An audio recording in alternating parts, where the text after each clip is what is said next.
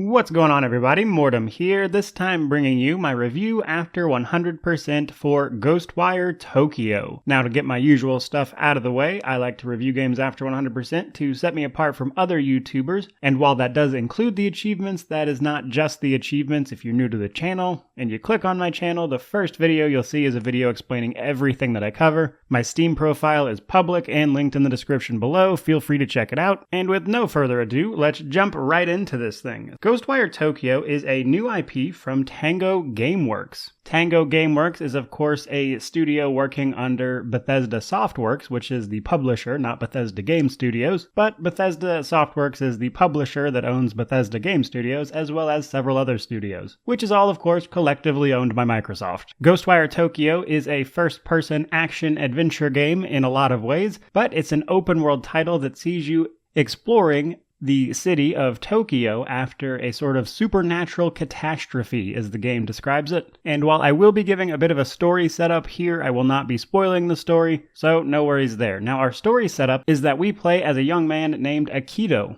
During the supernatural catastrophe that happened, we're not exactly sure how specifically it worked, but basically a big portion of Tokyo has seen all of the people in it having their spirits ripped from their bodies and the city invaded by these things called visitors, which best I can tell are kind of like demons. However, at the beginning of the game, before all of this goes down, Akito is possessed by a spirit of a man named KK. KK was researching supernatural activity, if you will, and as such has gained the abilities of ethereal weaving, which allows him to combat the visitors, and we see these two basically trying to undo the damage done to Tokyo by saving the spirits of the fallen people so that they have the hope of being returned to life, as well as stopping the group of people who orchestrated the event. Now, some notes on the story. I think the story is the best thing this game has going for it, honestly. It was pretty good in that it was unique. I haven't honestly seen quite a lot of stuff exactly like this, and I imagine that's because a lot of it is steeped in Japanese mythology, which made it new and kind of interesting to me in that regard, as I tend to play a lot of typical medieval fantasy.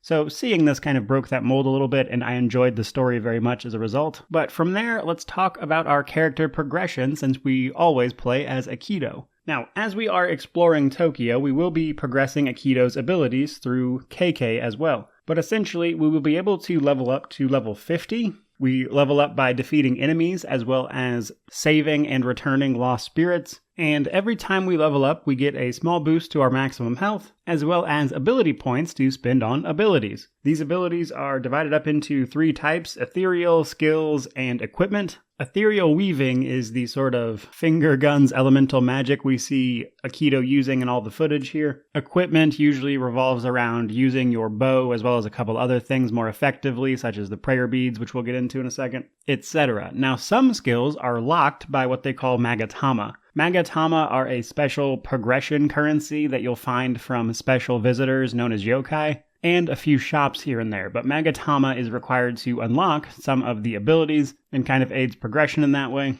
And then the other way you can get skill points is finding investigation notes throughout the city. These reports were actually written by KK and discuss various supernatural events, and finding any of these gives you 20 skill points to then advance your skills with. And beyond that, we have prayer beads. Now, I mention these specifically because there is a lot of them. We will get some other items and things to aid us in combat, such as talismans, etc., but we'll get to those. The prayer beads specifically are very good because we get these basically from just unlocking the world map, so they're kind of hard to miss. And prayer beads do everything from up the damage on your abilities to allowing you to sense collectible items from very far away, as collectibles are a pretty big part of this game. So the prayer beads are kind of an all-in-one inventory item that you can equip and use as needed. But from there, let's talk world building. Now, the world building of this game is kind of interesting because on one hand, they have this incredible atmosphere of exploring this nighttime, dreary, rainy city of Tokyo that's completely empty outside of the visitors roaming around trying to kill you. And the whole thing is incredibly moody and unique, and I haven't seen anything quite like it before, honestly.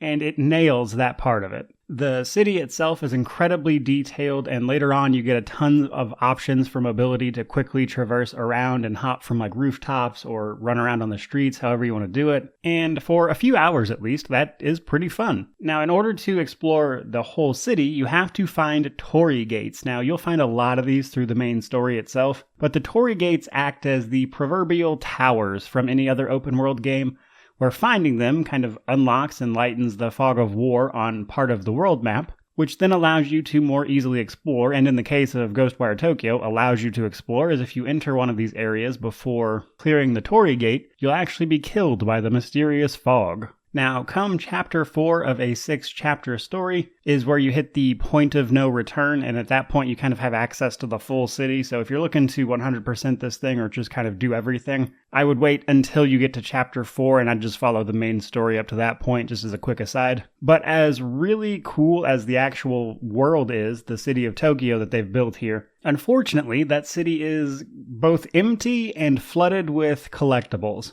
Now, I say it's empty because outside of enemies and the NPCs, if you will, for side quests, there's nothing else there besides collectibles. All of the side quests either send you to an area to kill enemies who would have been there anyway, or they send you into a building which has nothing to do with the outside world. It's a whole loading screen away from you. And what is actually out in the open world is just mountains of collectibles. Now, open world games and collectibles go hand in hand, so I expected it, but wow, there are so many collectibles. So there are the yokai, which you need to capture to get your magatama to advance your skills. There's audio logs, there's the investigation reports, there's relics, there's the actual spirits of the people who died, for lack of a better term, in the attack on Tokyo itself, though they're not technically dead. Apparently they're being restored to life. But these spirits play a big part of the game, actually, and if you save 100% of them before the end of the game, you actually get some extra rewards, and there is an achievement involved in doing so. And I would say that particular achievement, by the way, is really the only achievement for this game that was a lot of work, if you will,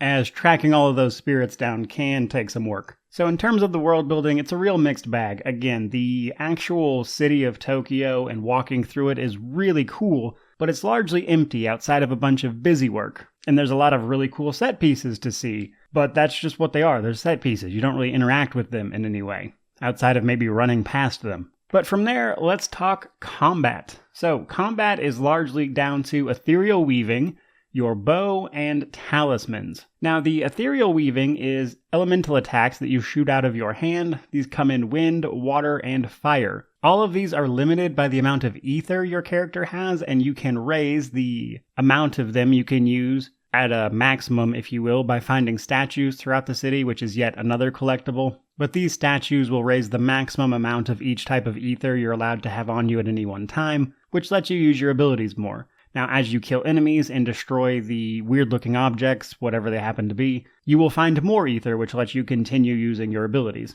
However, if you find all the statues in the game, you're going to have so much ether that it's really a non-issue, plus one of the prayer beads doubles ether drops, so running out of it wasn't really a thing very often. But your wind ether is just your quick attack, your water ether is your AoE attack, and your fire ether is your big heavy gun. All of which can be upgraded via skills to be even better. And then your talismans do more interesting things. They can stun enemies or provide you cover to do sneak attacks from, etc. And then the bow is actually a great option. Your number of arrows is limited, but it does a ton of damage, and is often more effective at killing things than your ethereal weaving is. Now, the downside to combat is that it's kind of straightforward. Your tactic for every enemy is to just spam them with attacks. And while there is some elements of which attack to use when kind of thing, there's just not a lot of attacks, so naturally, it's pretty easy to figure out. And as such, the combat kind of wears out after about the 5-hour mark, in my opinion, because at that point, you've seen basically everything there is to see for the combat. But from there, let's talk positives, negatives, and wrap this thing up, because surprisingly, this is actually a pretty short game. For a $60 open world title, I was able to do everything in about 30 hours. The story itself would probably run you 15 to 20, I would say, for most people. And we'll circle back to that. But first and foremost, let's talk positives. The positives are, it was a really good story. I enjoyed the story of the game quite a bit. It was touching in some ways. I thought it was nice. Beyond that, the city is incredibly atmospheric, which is pretty awesome for a little while. Another positive is that I didn't really run into any bugs that I can think of. The only real problem in terms of the technical department is that occasionally it felt like my mouse input wasn't going through. And I did test my mouse because I was like, maybe my mouse is dying. But no, it seems like at least on PC, some of the mouse input is just really unresponsive at times. And that remained a consistent issue throughout the title. But beyond that, really no bugs to speak of, which made it a pretty smooth experience. But now let's talk negatives. This game tends to suffer from what a lot of open world games suffer from, in that it's very formulaic, and you can tell. They really went hard on the collectibles and the very standard open world format where it's here's whatever this game's version of a tower is, it's going to uncover more of the map that you can now go explore. And that part of it, unfortunately, lends to a very generic, empty feeling world. Combine that with the combat that wears out its welcome after a few hours, and you've got a game that I wouldn't really fault people for shying away from, frankly. Because while the game is absolutely a visual spectacle, a lot of the actual gameplay is very run-of-the-mill. Which is why, for my conclusion, this game would have been better off as a 15 to 20 hour more linear experience rather than an open world. I feel like the open world aspect of this game lends itself very little to the actual material of what's going on here. I honestly think the gameplay suffers a bit for it. And if it had been a more linear experience, they could have focused on the strong points, which was the story and the, again, sort of visual spectacle that they managed to construct with their art. Because visually, the game is pretty amazing. I loved the art direction for this. But at the end of the day, I would say buy it on sale. Because while it is a cool game, it stumbles in a lot of places. And as someone who paid $60 for it, I don't feel good about having paid $60 for this. I would wait for it to be on sale for like $30 or $40 before I even considered touching it. And then from there, understand that like half of the game's content is a bit of a collect-a-thon. But there you go, guys, my review for Ghostwire Tokyo. Hope you enjoyed it. By all means, let me know down in the comment section below about how you feel about the game. And in the meantime, if you liked the video, please remember to like, comment, subscribe, all that YouTube jazz. But regardless of any of that, truly, thank you so much for watching. May you wander in wisdom and have an amazing day.